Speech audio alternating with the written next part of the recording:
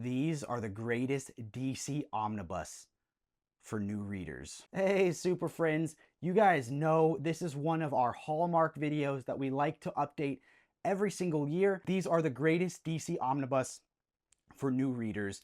Now, I love DC Comics. On this channel, we've been blessed with the ability to talk about hundreds of them, and I get to read a bunch of them, and I've distilled my list into what I think are the best DC omnibus for new readers. They are all in print. They'll be linked down below so you can check them out for yourself. But if you are new to comics, briefly, an omnibus is an oversized collected edition, so larger than a regular comic book, hardcover, and a full run, so you can read it from start to finish and get the full overarching story. These are the best DC Comics omnibus for new readers. Now, if you do like this video, all I ask is that you watch it all the way through. That is all we'll ever ask our audience for. And if you do like the video, comment down below for a giveaway of a PBC gift card. You'll be linked down below. Comment what omnibus you want to own most. Let's dive in. Up first is the most recent release on this list. That is Tom King's Batman Omnibus from DC Rebirth. Now, this won the award for Most Wanted DC Omnibus for over 2 years. There were so many Batman runs before and after it that we got first, but this was the one that got me reading comics. Now, I covered it in depth in this video here, so I'll just hit the broad strokes. This is done by Tom King, who's a friend of the channel, with amazing artists. You get David Finch, Mitch Gerads, Lee Weeks, Mikel Janin, and it is just a masterclass of writing and art. This is going to flip Batman on its head. He is his own worst enemy, battling against his willpower versus fate. He's going to battle super-powered villains and heroes such as Gotham and Gotham Girl. He's going to battle Bane, and he's going to deal with Catwoman, and his relationship's going to grow and evolve and ebb and flow. He's going to be tested to his very core. Everything's going to be stripped away, and he's going to lose some of the people closest to him. I love this run.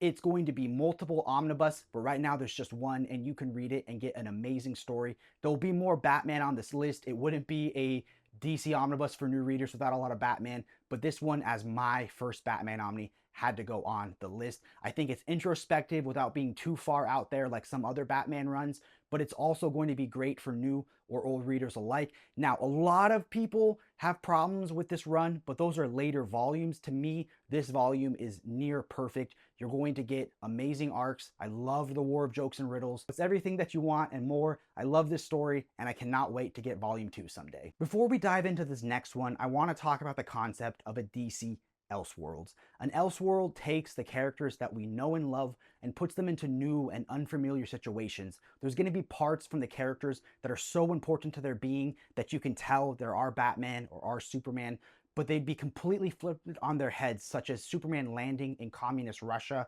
or Batman being in Victoria, England. And I think there's no writer that's better at the DC Elseworld than Tom Taylor. He knows what makes these characters tick. And why are Elseworld stories so good for new readers? Because you don't need to read anything before or after. There's these new worlds with their own continuity that tell full stories. And the best of them all is Injustice. Injustice was a comic book tie-in to the NetherRealm Studios video game that was telling the story of an evil Superman.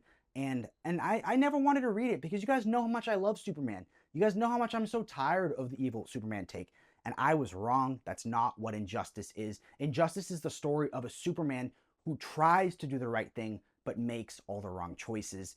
He thinks he's fighting Doomsday because he got sprayed by kryptonite fear toxin, and he thinks he's fighting Doomsday, and it turns out he was fighting his pregnant wife, Lois, and he starts to spiral. He never wants anyone to experience the loss, so he starts to fall into fascism and totalitarianism control, and you get to see the heroes that join him because he's Superman, and the heroes that have to fight him because of freedom, and it is amazing. I never thought a video game tie-in comics would be so good, and it's so awesome if you're a new reader because Tom Taylor loves these characters, and it's not written, let's make a grimdark Superman. It's let's make a Superman who's accidentally making every wrong choice. There are 2 volumes for Injustice 1 that covers the first few years of it, and then there's an Injustice 2 omnibus. There's a couple other things not collected, but you could start with this volume 1. They also have it in a couple other formats. There's a compendium and a complete collection. It's awesome, and you can read it and love it just like I did. A list of the best DC omnibus for new readers wouldn't be complete without Scott Snyder and Greg Capullo's Batman New 52. For a lot of people, this was the best Batman has ever been, or their first Batman, and it was one of the early things I read. Now, Tom King's Batman run may have made me a real reader and collector, but I've fallen deep in love with this book. We get the Court of Owls, Death of the Family, 0 Year. It is an iconic Batman story from start to finish. You can follow the threads through to events later on, like Dark Knight's Metal and Death Metal and Last Night on Earth. But this, for a lot of people, is the easiest Batman to get into. And you get to see a Batman who's already established. He has his whole Bat family, and the art is killer. And it's just not enough can be said about how iconic Scott Snyder's run is. Now, if you're a fan of the DCU, I had to include some Green Lanterns because we're getting the amazing HBO Lantern show later this year, and I could not be more excited. And there is no Green Lantern run close to as amazing as Geoff Johns' Green Lantern run. Now, this takes Hal Jordan back into the realm of our main Green Lantern and hero. You don't need to know about his crazy thing as Parallax if you're a new reader. Just start reading with Green Lantern Rebirth and read on through. The first volume is going to have the Sinestro Corps War, which is when the Green Lanterns go up against Sinestro's Yellow Lantern Corps. This is an intergalactic battle. There are small stories that take place on Earth, and there are battles that take place over the entire galaxy, and you get to see incredible art. You get Patrick Gleason, Ethan Van Sciver, you get Dave Gibbons of Watchmen, you get Darwin Cook, amazing artists in this run of Cold Through 3 Omnibus. Now, just read volume 1, and you know what? I said I'll tell you affordable ways to collect these. There are doing new compendiums that are going to collect more than these Omnis. You cannot pass that up. It's going to include everything that you want and more. So this made me care about Green Lantern because I never cared about Green Lantern. All I knew was that cheesy movie. This is not that. This is one of the best. This is up there with Star Wars level good.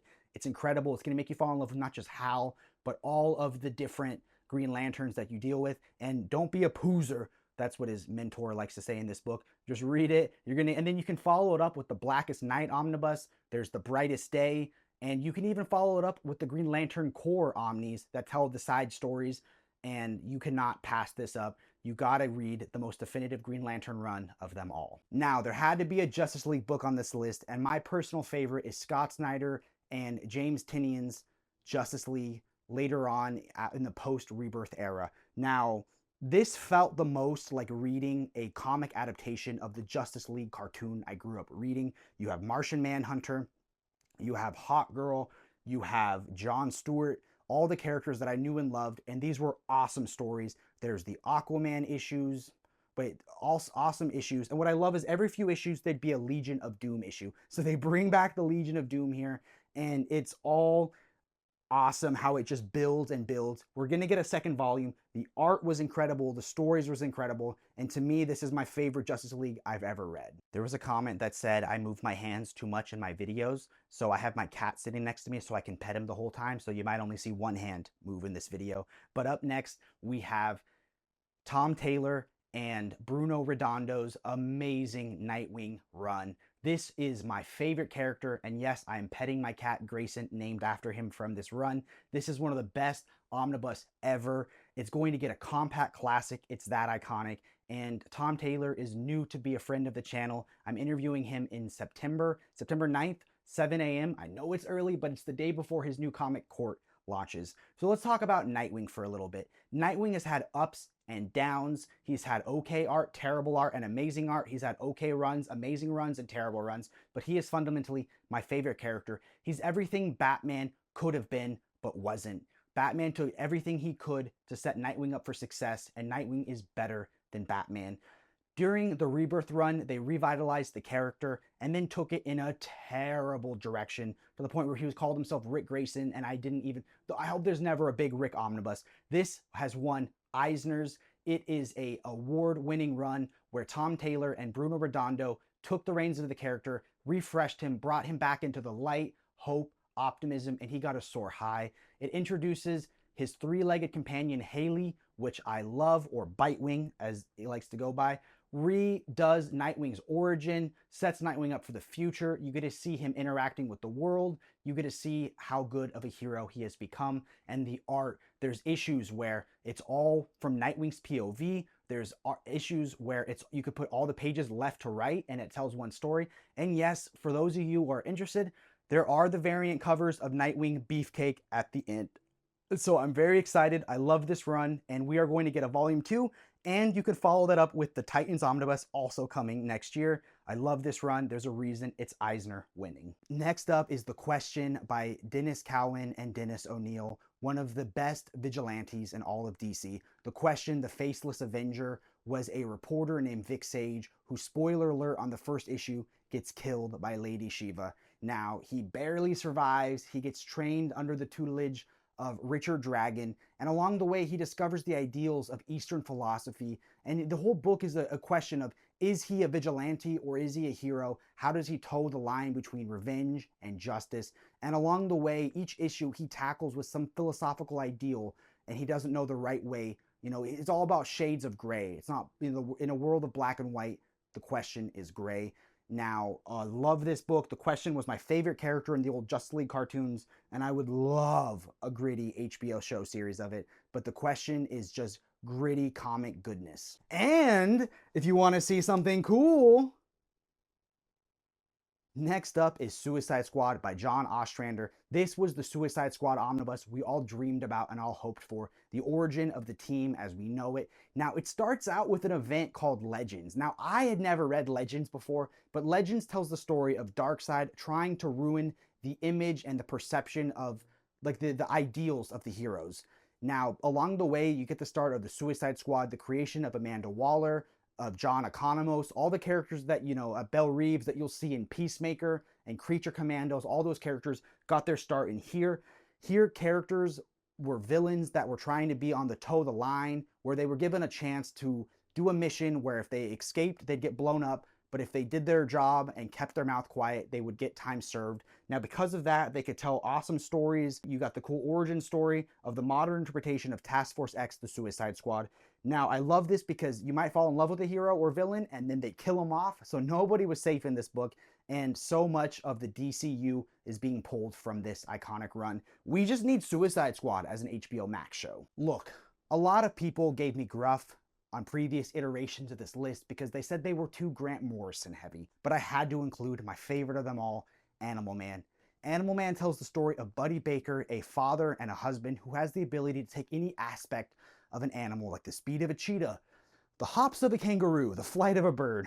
But along the way, it tells a story that flips it on its head, more meta than Deadpool has ever been, to the point where you get Buddy Baker confronting his comic book author about the pain he's been through. It's amazing. It's incredible. I own it in single issues. I owned it the deluxe editions, and the omnibus finally came into print. It was out of print for so long.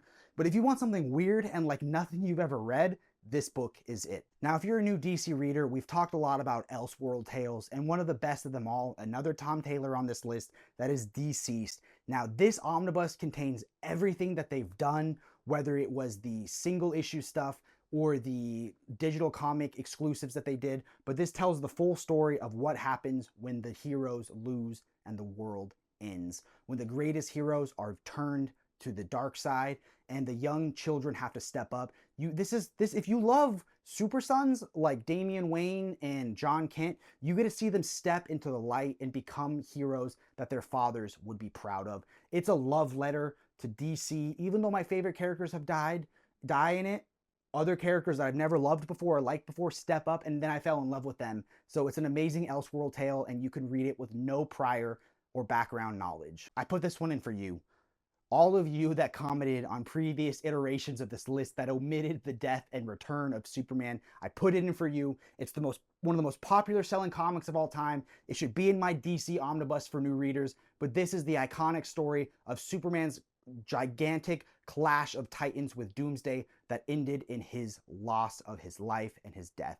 Along the way, you get the rise of the new iterations of Superman, such as Superboy, John Henry Irons, the Eradicator, and Cyborg Superman, and you get to see why all of them might have one aspect of the Man of Steel, but not all of them, and they're not our Superman. And yes, we get the return of Superman. This is iconic 90s comic goodness. It's bombastic. We've seen versions of it in all of DC media. So yes, if you want to read where it all began, this book should always be in print. Last and most definitely not least, you knew this is on, because this is on everyone's list of the best DC Omnis, but we'll talk about why. It is the amazing Gotham Central, done by Ed Brubaker and Greg Rucka with Michael Lark on art. This tells the story of the day shift and the night shift at Gotham PD, and tells the real detectives and police men and women who solve crimes in Gotham. They go up against Gotham's rogues such as Firefly or Dr. Freeze, and for the first time in your life, you see what a regular hero, a regular everyday human hero would see from Dr. Freeze, and he'd be terrifying. He'd freeze you with his freeze gun. You know, Batman's not scared of him, but a person would be. And these are really good introspective detective stories that left me on the edge of my seat. Ed Brubaker and Greg Rucka are two, if not the two, greatest comic book writers of all time, and them teaming up together to tell both the day shift and the night shift. You're going to fall in love with the characters. My favorite was Crispus Allen. I loved him, and this is such an awesome book, because if you're not into superheroes but you want to read DC, this is the book for you. It's grounded, it's real world with just a little bit of superhero flair, and it tells a story about humans and how they interact in this crazy world. Batman is like a force of nature in it, and if you don't have the money for the omnibus, that's okay. We're getting a compact classic, so you can read amazing parts of this story for $9.99. Trust me, more than any other book on this list, this is the one you need to buy. And that's going to bring this video to a close. I want to thank you all so much for watching. If you watch this video to the end, that's the best way to support us. A reminder of the PBC gift card giveaway. Comment down below what omnibus you would like to own most, and you'll be entered to win. And go ahead and look at our Discord and Instagram, link down below. And one last shout out to friend of the channel, Bat Daddy David, for making me this one-of-a-kind shirt. His art is getting better every day. His Instagram is linked down below. Thank you all so much for watching. I love that I get to talk about DC Omnis and collected editions and absolutes and interview creatives and get to do this amazing channel with my best friend. And that's all because you watch these videos. So you guys are the greatest people in the world. Thank you all so much. Keep reading and stay brave.